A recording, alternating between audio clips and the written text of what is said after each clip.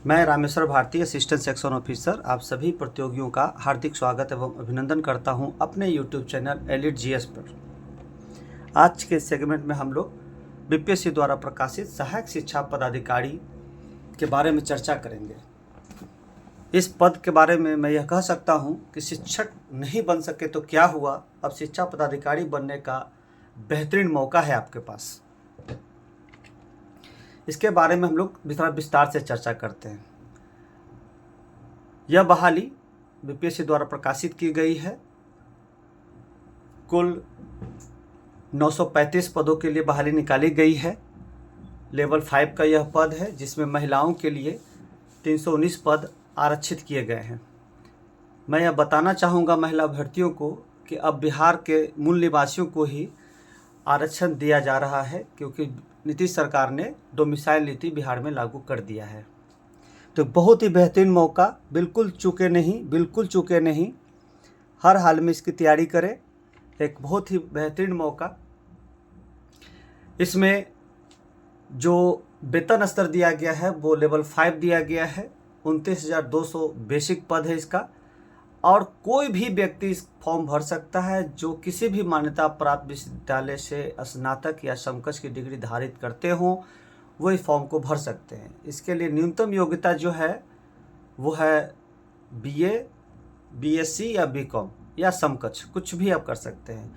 न्यूनतम उम्र सीमा जो है 21 वर्ष है और अधिकतम 37 वर्ष है। आरक्षित वर्ग की महिलाओं को, बेसिकली बीसी ओबीसी महिलाओं को 40 वर्ष तक की छूट दी गई है, और ही एससी एसटी कैंडिडेट को 42 वर्ष तक की छूट दी गई है। एडवर्टीजमेंट नंबर 87/2025 सहायक शिक्षा विकास पदाधिकारी लेवल 5 बीपीएससी द्वारा प्रकाशित की गई है। मूल वेतन 29,200। अगर पटना में आपकी पोस्टिंग होती है तो 54,425 रुपये आपको ग्रॉस सैलरी प्राप्त होंगे। पदों की कुल संख्या 935। महिलाओं के लिए आरक्षित है 319 पद। शैक्षणिक योग्यता किसी भी मान्यता प्राप्त विश्वविद्यालय से स्नातक। आयु की गणना 1/8/2025 से की गई है। न्यूनतम 21 वर्ष, अधिकतम 37 वर्ष। आरक्षित वर्ग को अलग से उम्र में छूट प्रदान की गई है। अगर हम एग्जामिनेशन के पैटर्न की बात करेंगे तो 3 एग्जामिनेशन आयोजित होंगे। पहला सामान्य भाषा, जिसके 2 भाग होंगे, 2 खंड होंगे। समान अंग्रेजी के 30 प्रश्न पूछे जाएंगे और समान हिंदी के 70 प्रश्न पूछे जाएंगे। यह क्वालिफाइंग प्रकृति का होगा। 30% अंक लाना अनिवार्य है दोनों लैंग्वेज में। और 2 अन्य एग्जामिनेशन होंगे। एक समान अध्ययन के लिए वस्तुनिष्ठ प्रकृति के होंगे, दूसरा समान योग्यता जिसके अंतर्गत मैथ रीजनिंग के होंगे, वो भी 100 मार्क्स के होंगे। और ये दोनों अलग अलग एग्जामिनेशन आयोजित किए जाएंगे। 2-2 घंटे दोनों के लिए अलग अलग दिए जाएंगे। तो एक बहुत ही बेहतरीन मौका, बिल्कुल ना गंवाएं, बिल्कुल समय वेस्ट ना करें। अभी से लग जाएं, आज से ही लग जाएं, अभी से ही लग जाएं। हर हाल में इसकी तैयारी करें। प्रत्येक सही अंक के लिए आपको 1 नंबर दिए जाएंगे, प्रत्येक गलत के लिए आपको 1/3 अंक काट लिए जाएंगे। फ्रेंड्स, मैं बताना चाहता हूँ कि ये सिंगल एग्जामिनेशन है। इसी के आधार पर आपकी मेरिट निर्धारित की जाएगी। इसी के आधार पर सब कुछ होना है।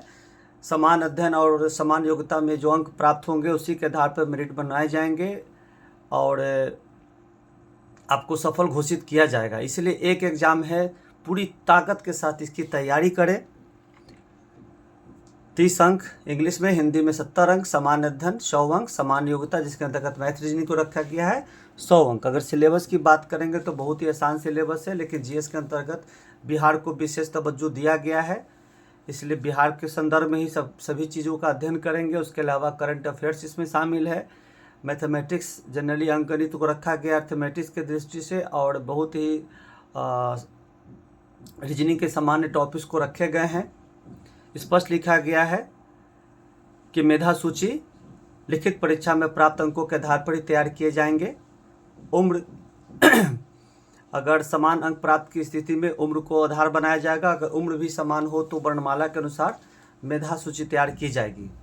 और फ्रेंड्स, एक स्पष्ट बात कह दिया गया है कि लिखित परीक्षा हेतु पुनर्मूल्यांकन का कोई प्रावधान नहीं है। मतलब अगर आप ये सोचते हैं कि मेरा कम नंबर आता है तो मैं बाद में पुनर्मूल्यांकन के लिए आवेदन दूंगा, ये वगैरह कुछ नहीं। बस एक बार फुल एंड फाइनल तैयारी करें, एग्ज़ाम में बैठें, निर्धारित अंक प्राप्त करें। मेधा सूची में अगर आपका नाम शामिल हो जाता है तो आपको एक बेहतरीन मौका मिलता है पदाधिकारी बनने का।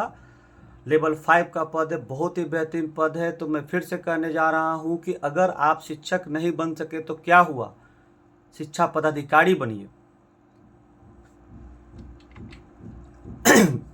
इस फॉर्म भरने की अंतिम तिथि जो है, प्रारंभ की तिथि 27/8/25 है और ऑनलाइन आवेदन भरने की अंतिम तिथि है 26/9/25। तो निश्चित रूप से एग्जामिनेशन इलेक्शन के पहले नहीं हो पाएगा, यह एग्जामिनेशन इलेक्शन के बाद ही आयोजित होंगे।